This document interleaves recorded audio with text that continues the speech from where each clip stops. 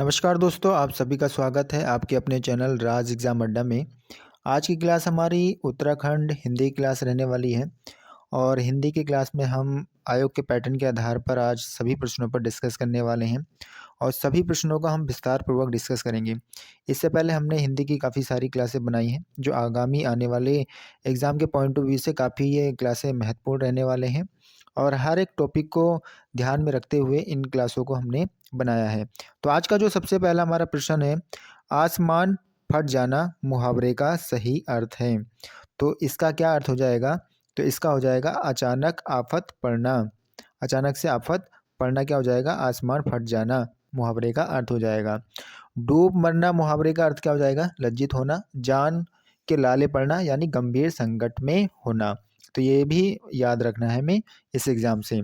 अगले क्वेश्चन की ओर चलते हैं। अगला आज का जो हमारा क्वेश्चन है, कौन सा शब्द अनीक का पर्यायवाची शब्द है?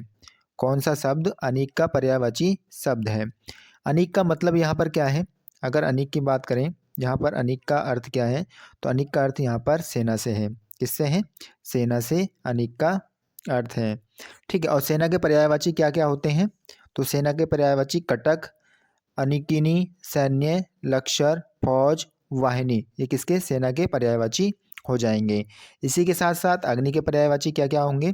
तो पावक, कृषाणु, आग, दहन, अनल, ज्वाला, वैश्वानर, जातवेद, हुताशन, वायुसखा व धूमकेतु, ये हमारे अग्नि के पर्यायवाची हो जाते हैं। घोड़े के पर्यायवाची क्या होंगे? तो अश्व, तुरंग, सैंधव, है, रविशूत, बाजी और हरि, ये हमारे किसके हो जाएंगे? तो घोड़े के पर्यायवाची हो जाएंगे। तो ये एक ऐसे पर्यायवाची हैं जो एग्ज़ाम में बार-बार रिपीट होते हैं, चाहे आप सेंट्रल गवर्नमेंट के हों एग्ज़ाम की बात करें या स्टेट गवर्नमेंट के एग्ज़ाम की बात करें, ये हमारे पर्यायवाची रिपीट हमेशा होते आए हैं। अगले क्वेश्चन की ओर चलेंगे। अगला जो हमारा क्वेश्चन रहेगा, अगर उसकी बात करें, शेखर जोशी की दाजू कहानी का पात्र मदन का पेशा क्या था?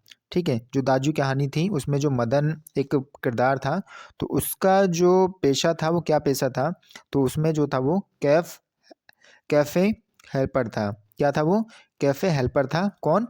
मदन। ठीक है, और दाजू किसके द्वारा लिखी गई है? तो दाजू कहानी शेखर जोशी के द्वारा लिखी गई है। शेखर जोशी की बात करें, शेखर जोशी का जन्म जो होता है 10 सितंबर 10 सितंबर 1932 को शेखर जोशी का जन्म हुआ और कहाँ हुआ? ओलिया गांव अल्मोड़ा के अंदर शेखर जोशी का जन्म होता है। कहानी संग्रह की बात करें इनकी, तो नौरंगी बीमार है, मेरा पहाड़, गलता लोहा, सात के लोग, दाज्यू, कोसी का घटवार, किसागो, एक पेड़ की याद, ये इनकी प्रमुख कहानियां हैं। कोसी का घटवार कहानी कल्पना पत्रिका में प्रकाशित हुई थी। 1987 में इनको जो पुरस्कार मिलता है वो महावीर प्रसाद द्विवेदी पुरस्कार से इनको सम्मानित किया जाता है। कब? 1987 में। 1995 में साहित्य भूषण सम्मान से सम्मानित होते हैं और 1997 में पहल सम्मान से इनको सम्मानित किया जाता है। इनको? शेखर जोशी को। तो दाजू कहानी किसके द्वारा लिखी गई? तो शेखर जोशी जी के द्वारा लिखी गई और उसमें जो मदन का पेशा था वो क्या था? तो कैफे हेल्पर था। कौन? मदन। ठीक है, अगले क्वेश्चन की ओर चलेंगे। अगला आज का जो हमारा कहानी अगला जो क्वेश्चन रहने वाला है, जब कर्ता एक क्रिया समाप्त कर उसी क्षण दूसरी क्रिया में प्रवृत्त होता है तब पहली क्रिया क्या कहलाती है? तो जो पहली क्रिया कहलाएगी वो क्या कहलाएगी हमारी? इसमें ये पूछा गया है, तो ये कहलाएगी पूर्वकालिक क्रिया। क्या कहलाएगी? पूर्वकालिक क्रिया कहलाएगी। क्रिया किसे कहते हैं? क्रिया किसी कार्य के करने या होने का बोध कराने वाले शब्द क्रिया कहलाते हैं। और क्रिया का विभाजन कितने प्रकार से होता है? तो क्रिया का जो विभाजन किया जाता है वो दो प्रकार से किया जाता है। एक जो रहता है हमारा रचना, कर्म या बनावट के आधार पर, और दूसरा जो रहता है हमारा विभाजन वो प्रयोग के आधार पर होता है। रचना के आधार पर जो क्रियाएं बढ़ती हैं वो हमारे दो भागों में बढ़ती हैं, अकर्मक क्रिया व सकर्मक क्रिया में। लेकिन प्रयोग के आधार पर क्रियाओं को 5 भागों में बांटा जाता है। प्रणर्थक क्रिया, संयुक्त क्रिया, नाम धातु क्रिया, पूर्वकालिक क्रिया और सामान्य क्रिया। ये 5 जो भेद हैं ये प्रयोग के आधार पर क्रिया के भेद हैं। तो इसी एक भेद से ये हमारा जो क्वेश्चन बना है कि पूर्वकालिक क्रिया की कंडीशन यानी नियम क्या होने चाहिए? जब कर्ता एक क्रिया समाप्त कर उसी क्षण दूसरी क्रिया में प्रवृत्त हो जाता है तब पहली क्रिया पूर्वकालिक क्रिया कहलाती है। जैसे कि एक वाक्य लेते हैं, मैं अभी खाकर उठूंगा। तो इसमें जो खाकर है ये कैसी क्रिया है? तो ये पूर्वकालिक क्रिया है। ठीक है, आई बात समझ में? तो अगले क्वेश्चन की ओर चलेंगे। अगला जो हमारा क्वेश्चन है, निम्न में कंठीय वर्ण कौन सा है? निम्न में कंठीय वर्ण कौन सा है, ये हमसे पूछा गया है। तो ए हमारा कैसा है? कंठीय वर्ण है। कंठीय वर्ण की बात करें तो कंठीय वर्ण में क्या क्या आते हैं, कौन कौन से वर्ण आते हैं? तो लघु ए, दीर्घ आ और कै वर्ग आता है इसमें। कौन सा वर्ग? कै वर्ग आता है। इसी के साथ साथ विसर्ग भी आते हैं किसमें? कंठीय वर्ण में। तालव्य व्यंजन की बात करें तो तालव्य व्यंजन में लघु ई, दीर्घ ई और च वर्ग इसमें होता है। इसी के साथ य और श भी शामिल होते हैं किसमें? तालव्य व्यंजन में। मूर्धन्य वर्ण की बात करें या मूर्धन्य व्यंजन की बात करें तो इसमें री से ऋषि शामिल होता है और रै और पेचरा से शामिल होता है और ट वर्ग भी शामिल होता है किसमें? मूर्धन्य वर्ण में। दंत्य वर्ण की बात करें, दंत्य वर्ण में ल, श और त वर्ग शामिल होता है। औष्ठ्य वर्ण में लघु उ, दीर्घ उ और इनके अलावा पै वर्ग शामिल होता है। कंठ तालव्य वर्ण की बात करें तो इसमें दीर्घ ए और लघु ए शामिल होते हैं। कंठोष्ठ्य वर्ण में ओ और औ शामिल होते हैं और दंतोष्ठ्य वर्ण व होता है। तो ये हमसे पूछा गया है कि निम्न में कंठीय वर्ण कौन सा है? तो इनमें जो कंठीय वर्ण हो जाएगा वो हमारा लघु ए हो जाएगा। ठीक है, तो ये वर्ण से हमें जो बातें आपको बताई गई हैं ये बातें याद रखनी है। अगले क्वेश्चन की ओर चलते हैं। अगला जो आज का हमारा क्वेश्चन रहने वाला है, जहाँ उपमेय और उपमान की संभावना प्रकट की जाए वहाँ कौन सा अलंकार होता है? किसकी? जहाँ उपमेय और उपमान की संभावना प्रकट की जाए वहाँ कौन सा अलंकार होता है? वहाँ उत्प्रेक्षा अलंकार होता है। और इनसे जो बातें याद रखनी है, जहाँ एक ही वर्ण की बार बार आवृत्ति हो वहाँ पर अनुप्रास अलंकार होता है। इसके साथ साथ जहाँ एक ही शब्द से अनेक अर्थ निकलें वहाँ पर श्लेष अलंकार होता है। जहाँ शब्दों के अर्थ से चमत्कार स्पष्ट हो वहाँ अर्थालंकार होता है। जहाँ बिना कारण के ही कार्य का होना पाया जाए वहाँ विभावना अलंकार होता है। तो ये अलंकार से कुछ महत्वपूर्ण बातें याद रखनी है। तो क्वेश्चन हमारा था कि जहाँ उपमेय और उपमान की संभावना प्रकट की जाए वहाँ कौन सा अलंकार होता है? तो वहाँ पर उत्प्रेक्षा अलंकार होता है। अगले क्वेश्चन की ओर चलते हैं। अगला जो आज का हमारा क्वेश्चन रहने वाला है, अगर उसकी बात करें, आदिकाल को सिद्ध सामंत काल किसने कहा था? आदिकाल को सिद्ध सामंत काल किसने कहा था? तो राहुल साक्यायन के द्वारा कहा गया था आदिकाल को सिद्ध सामंत काल। राहुल साक्यायन की बात करें, इनको महापंडित व घुमक्कड़ कवि भी कहा जाता है। और इनका जन्म कब हुआ? तो इनका जन्म 9 अप्रैल 1893 में इनका जन्म होता है। और कहाँ? उत्तर प्रदेश के आजमगढ़ में इनका जन्म हुआ है। इनके उपन्यास की बात करें, मधुर स्वप्न, जय योधे, 22वीं सदी और सिंह सेनापति इनके प्रमुख उपन्यास हैं। कहानियों की बात करें, बोलगा से गंगा, सप्तमी के बच्चे इनकी ये प्रमुख कहानियां हैं।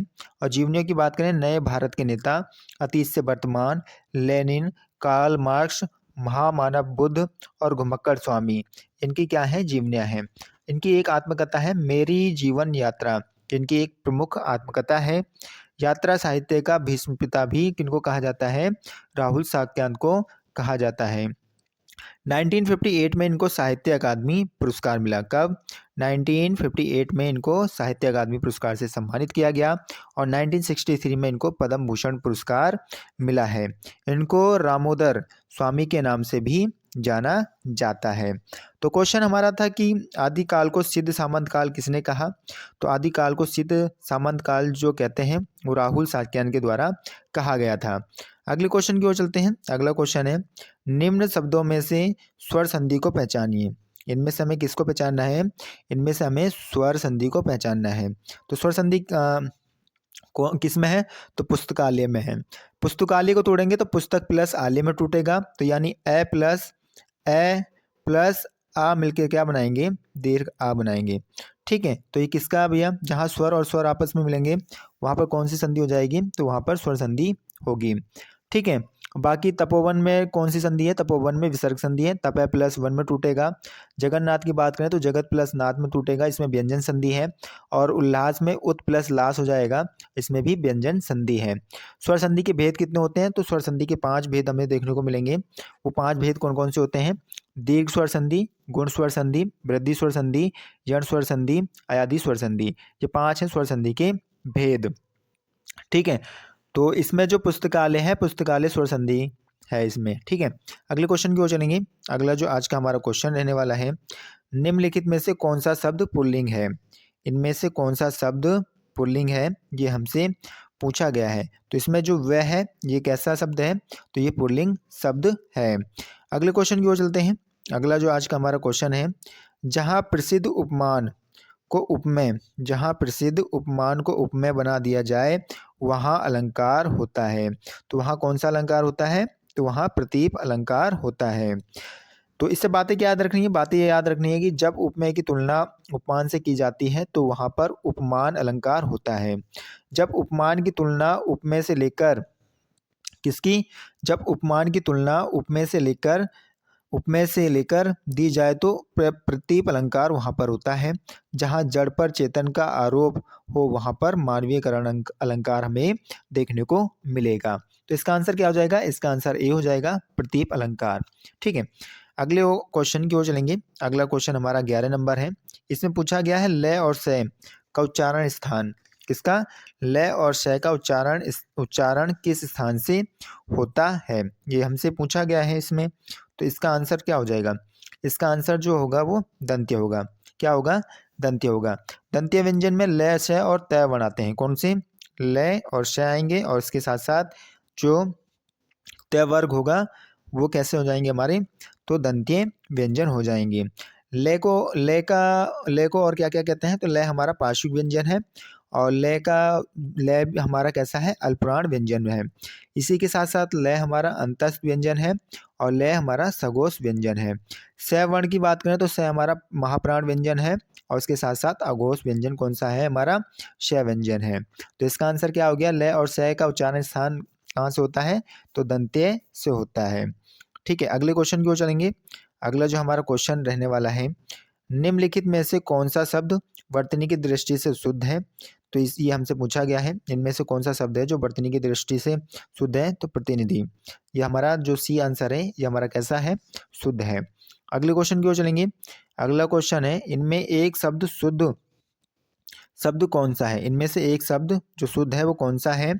तो इसमें जो है कवित्री बिल्कुल सही लिखा गया है, उज्ज्वल भी सही लिखा गया है, और आशीर्वाद, यानी कि ये सभी क्या है? हमारे शुद्ध शब्द रहने वाले हैं। अगले क्वेश्चन को देखेंगे। अगला क्वेश्चन हमारा है, देवनागरी लिपि का सर्वप्रथम प्रयोग हुआ था। देवनागरी लिपि का सबसे पहले प्रयोग कहाँ पर हुआ था? तो जयभट्ट के शिलालेख में हुआ था। कहाँ पर? जयभट्ट के शिलालेख में देवनागरी लिपि का सबसे पहले प्रयोग देखने को मिला था। देवनागरी लिपि विशेष रूप से एक भारतीय लिपि है, जिसके अंतर्गत अनेक भारतीय भाषाएं तथा कुछ विदेशी भाषाएं लिखी जाती हैं। यह लिपि बाएं से दाएं लिखी जाती है।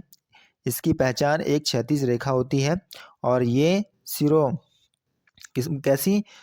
सिरो रेखा कहते हैं इसको। ठीक है। और प्रमुख इसमें जो भाषाएं देखने को मिलेंगी देवनागरी लिपि की, कौन कौन सी भाषाएं हैं?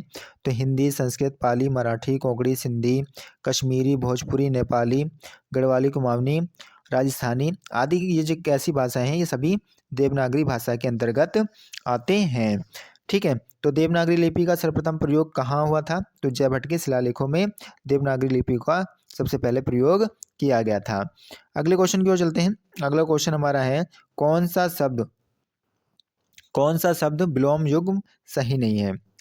तो कौन सा सही नहीं है? तो आपत्ति, विपत्ति, ये कैसा नहीं है? हमारा सही नहीं है। सापेक्ष का निरपेक्ष हो जाएगा, स्वकीय का परकीय हो जाएगा, व्यष्टि का समष्टि हो जाएगा। ठीक है। अगले क्वेश्चन को देखेंगे। अगला जो हमारा क्वेश्चन है, अर्चना अत्यंत सुंदर है, रेखांकित पदों का भेद बताइए।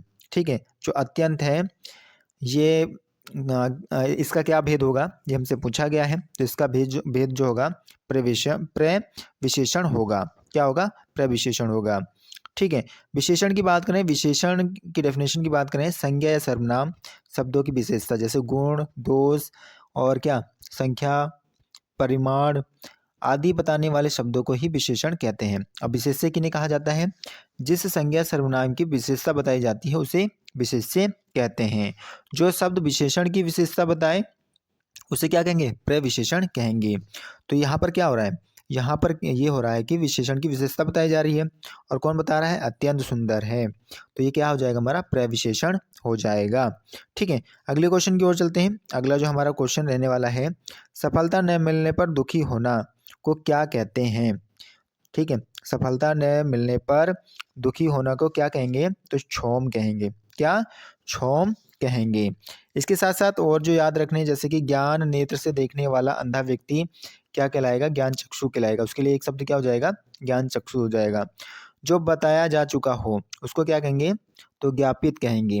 जो जाना जा चुका हो ज्ञात कहेंगे। और क्षमा चाहने वाला क्षमार्थी कहलाएगा। क्षमा चाहने वाले को क्या कहेंगे? तो क्षमार्थी कहलाएगा। इसके लिए एक शब्द का यूज करेंगे।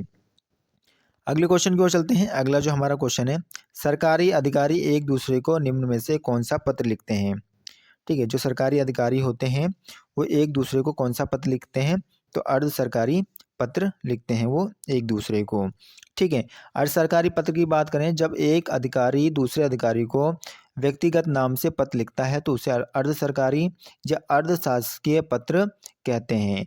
अनुस्मारक पत्र की बात करें, अनुस्मारक पत्र किसे कैसे हैं? इसे और क्या क्या कहा जाता है? स्मरण पत्र व ध्यान आकर्षण पत्र भी अनुस्मारक पत्र को कहा जाता है। जब किसी मंत्रालय अथवा विभाग से पूर्व में भेजे गए पत्र का उत्तर बहुत दिनों तक नहीं प्राप्त होता है, तब उस पत्र की याद दिलाते हुए जो पत्र भेजा जाता है उसे ही अनुस्मारक पत्र कहते हैं। तो क्वेश्चन हमारा है कि सरकारी जो अधिकारी होता है एक दूसरे को कौन सा पत्र लिखता है? तो अर्ध सरकारी पत्र उनके द्वारा लिखा जाता है। अगले क्वेश्चन की ओर चलेंगे। अगला क्वेश्चन है, भात के बैर जात पूछण। भात के बैर जात पूछण यानी भात खाकर फिर जात पूछना, इसका अर्थ क्या हो जाएगा? बेकार की बात करनी। क्या हो जाएगा इसका अर्थ? बेकार की बात करनी इसका अर्थ हो जाएगा। अगले क्वेश्चन की ओर चलते हैं। अगला क्वेश्चन है, भूली का कुमाऊनी में क्या अर्थ होगा? ठीक है, भूली का कुमाऊनी में क्या अर्थ हो जाएगा? तो भूली का कुमाऊनी में अर्थ जो होगा छोटा भाई होगा। बड़ी बहन के लिए क्या कहा जाता है? बड़ी बहन के लिए दीदी कहा जाता है। और लड़की के लिए क्या कहा जाता है? चली। लड़की को क्या कहा जाता है कुमाऊनी में? चली कहा जाता है। और बड़े भाई को क्या कहा जाता है? दाद या दद्दा कहा जाता है बड़े भाई को। ठीक है, किसमें? कुमाऊनी में। तो आशा करूंगा आप सभी को आज की क्लास अच्छी लगी होगी। अगर आपको क्लास अच्छी लगी है तो लाइक शेयर एंड सब्सक्राइब करना ना भूलें। Thank you.